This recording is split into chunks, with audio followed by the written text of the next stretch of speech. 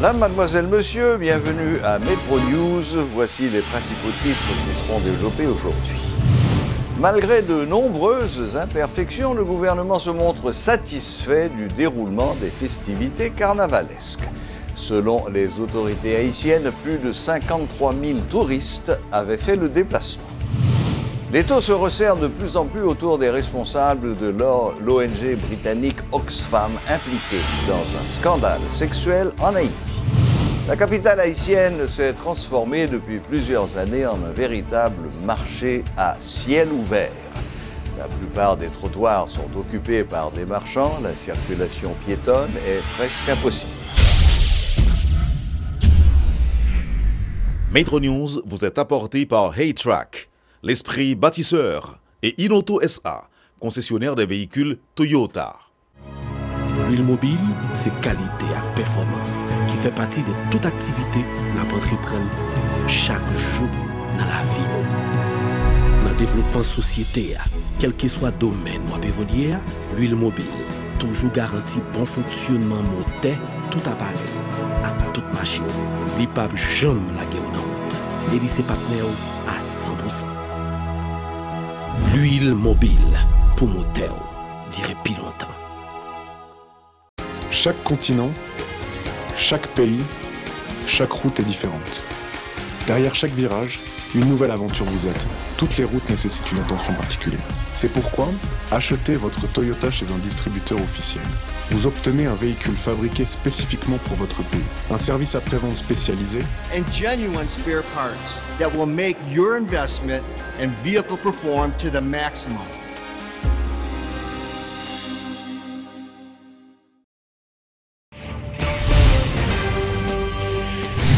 Le Premier ministre Jack-Guy Lafontaine se montre satisfait du déroulement des festivités carnavalesques.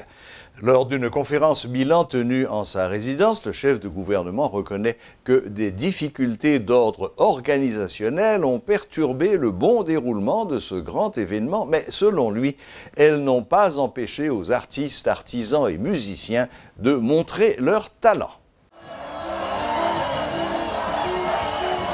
Des centaines de milliers de personnes qui se défoulent, des défilés de troupes de danse, de bandes à pied et de chars musicaux qui créent l'ambiance, c'est le carnaval haïtien.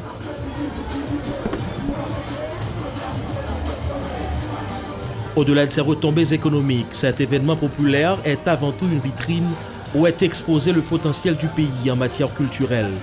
Mais les années ont passé, cette manifestation, jadis bien organisée, a peu à peu perdu de son essence. Cette année, articulée autour du thème « Haïti sur route changement », plus d'un s'attendait à un début d'amélioration. Certes, pour le bon déroulement des festivités carnavalesques, les autorités avaient mobilisé toutes leurs ressources. Police, santé publique, justice, c'est tout un dispositif qui a été mis en branle. Ce déploiement a donc porté fruit. Quelques jours après la tenue des activités, le gouvernement se décerne satisfait. C'est vraiment une ambiance côté haïtien, haïtienne. Tout le monde est là, ils mettent tête ensemble pour fêter dans la paix, la discipline. En effet, d'un point de vue économique, le carnaval de 2018 était une réussite. Et en cela, le Premier ministre se veut convaincant. Plus de 50 000 personnes sont rentrées dans le pays durant cette période. Dans les hôtels, le taux d'occupation a donc augmenté. Plus encore, Jack-Guy Lafontaine s'est basé sur les résultats évoqués par son ministre de l'Intérieur, son secrétaire d'État à la sécurité et le directeur de la police de l'Ouest pour convaincre également de la réussite du carnaval sur le plan de la sécurité. Je voudrais remercier aussi le directeur départemental de l'Ouest qui dédouble avec les différentes unités de la police pour assurer la sécurité. Ça, il n'y a pas ton bagage qui est facile. Le carnaval de 2018, une réussite, le chef du gouvernement s'en réjouit.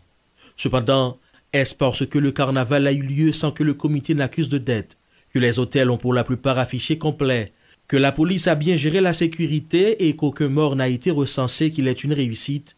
Certains répondraient par l'affirmative, alors que d'autres, au contraire, prenant l'événement dans sa portée de vitrine de la culture haïtienne, diraient non tout simplement. Ces derniers affirmeront en fait que, malgré le beau travail réalisé par les artistes, stylistes et designers, le défilé artistique a été une casse-tête pour les acteurs en raison d'intrus sur le parcours. Aussi, ces problèmes organisationnels, également liés à une logistique quasi inexistante cette année, ont suscité la grogne à la fois chez les musiciens et les carnavaliers. Les chars n'ont pas pu défiler comme ils le devaient, ce qui a manqué à l'ambiance.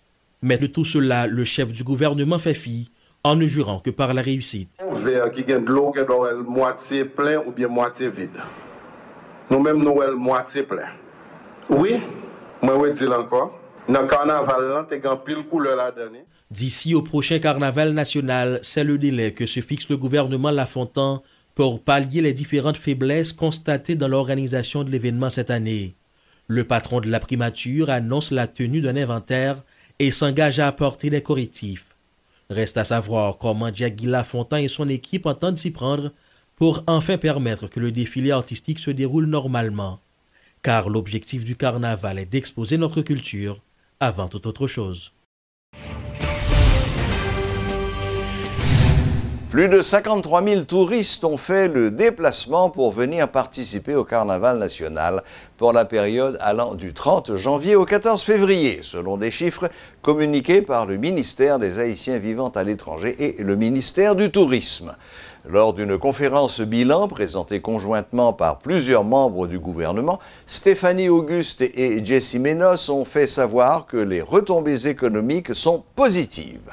En ce sens, elle parle de succès côté touristique. Succès parce que le n'a des chiffres, surtout au niveau des chambres d'hôtel, on a annoncé certains chiffres de taux d'occupation. Au niveau de Port-au-Prince, on a eu près de 88% de taux d'occupation. Pétionville, près de 76%. CRCA, ça veut dire la Côte des Orgalins, près de 90%. Jacmel, 65%. Cap-Haïtien, 70%. Et nous avons l'hôtel qui est au niveau du sud, et jusqu'à Mont-Saint-Nicolas qui est à affiché complet. Donc, mais ce n'est pas seulement pour nous, l'hôtel seulement qui gagne au niveau du secteur touristique. Là, si on a regardé, par exemple, stand, côté nous avons près de 175 places de stand, soit évaluer tout le chiffre, ça capable en moyenne que nous avons près de 20 000 personnes qui étaient sur stand. Mais on a fait calcul, ça nous regardons que si en moyenne 20 000 personnes, ça va dépenser près de 200 à 500 € par jour. Et sous 3 jours, on a 30 millions de gouttes. Donc, carnaval non seulement peut le rapporter l'État, mais le rapporter aussi le secteur privé en tout. Il rapporte tout, par exemple, sur le site touristique, nous avons regardé que pendant le week-end, samedi, dimanche, lundi, mardi, et pour l'historique national, nous recevons près de 3000 visiteurs, dont 2610 haïtiens et 290 étrangers. Alors, si nous avons dit du 30 janvier au 14 février 2018, nombre de vols au total, c'est environ 315 vols. Et haïtiens, que ce soit haïtiens d'origine haïtienne ou étrangers d'origine haïtienne qui rentrent pendant le nombre de temps, ça dit à 17 021. On a regardé pour étrangers seulement, ça veut dire monde qui parle un passeport haïtien et qui parle d'origine haïtienne, il montait en total de 11 639 étrangers pendant 15 jours qui viennent participer dans l'activité. Ça nous fait au total, si nous regardons tout, l'aéroport de Cap-Haïtien, pour Cap-Haïtien, déjà, nous avons un total de 1853 passagers au total. Ça veut dire si nous prenons Haïtien, qui c'est 436 monde avec de nationalité haïtienne, et monde qui est d'origine haïtienne, mais qui a notre passeport, c'est 670. Ça veut dire au total, nous avons 1853 passagers qui passaient par l'aéroport au Cap. Si nous ajoutons avec tout le monde qui vient pendant la période du 30 janvier au 14 février, dans tous les deux aéroports, nous avons un bilan de 53 243 personnes pendant la période qui viennent participer dans le carnaval. Je pense que c'est un chiffre qui est important et Jean-Ministre Touriste a dit, imaginez-nous, chaque grand monde, participation par en moyenne, on dit qu'on dépense 1000 gouttes par jour, d'après qui rentabilité vraiment que ça coûte pour l'État. L'étau se resserre de plus en plus sur les responsables de l'ONG britannique Oxfam impliqués dans un scandale sexuel en Haïti. Depuis les révélations sur le scandale sexuel d'organisation d'orgies avec des prostituées en Haïti, plusieurs dirigeants de cette organisation ont été épinglés. La directrice générale, Penny Lawrence, a démissionné. Le président Juan Alberto Fuentes a été arrêté suite à une enquête de corruption au Guatemala. Le gouvernement anglais menace de couper le financement de l'ONG et les autorités haïtiennes envisagent de révoquer leur permis de fonctionnement en Haïti.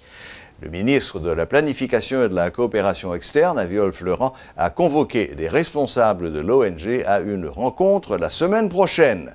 La pression de la communauté internationale augmente également sur l'ONG, dont des employés sont accusés d'abus sexuels en Afrique, notamment au Tchad. Par ailleurs, l'ancien archevêque sud-africain Desmond Tutu, prix Nobel de la paix, a annoncé qu'il renonçait à son rôle d'ambassadeur pour l'ONG. M. Tutu se dit profondément déçu par les accusations d'immoralité et de possibles comportements criminels impliquant des travailleurs humanitaires liés à l'ONG. Il est également attristé par l'impact de ces allégations sur des milliers de personnes qui soutenaient les bonnes causes d'Oxfam. Le centre-ville de Port-au-Prince est transformé depuis plusieurs années en un véritable marché à ciel ouvert.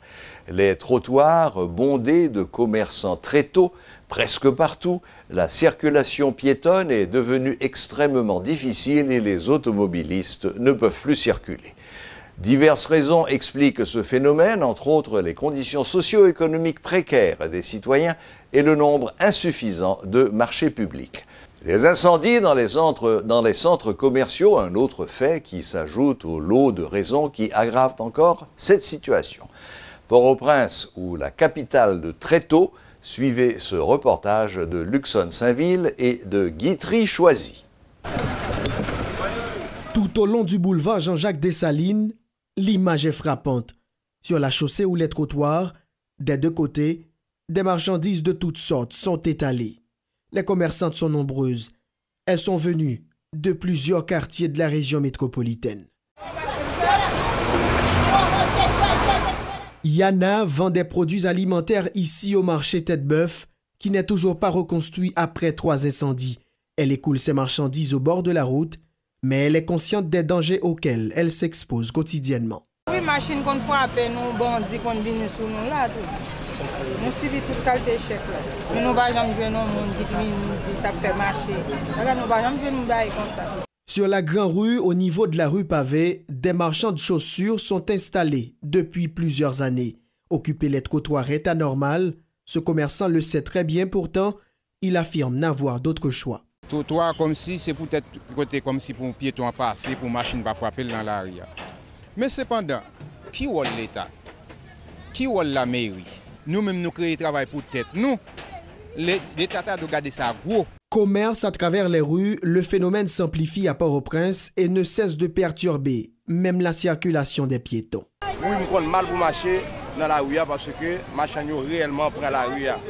Réellement, raison de faire prendre la rue, c'est parce que il n'y a pas vraiment l'État qui a pensé pour eux. Il y a une volonté pour le travail, ils ont investi ça dans le petit commerce donc pour le travail, mais c'est encadrement, il n'y a pas de casse-tête également pour les automobilistes qui ont toutes les peines du monde à circuler.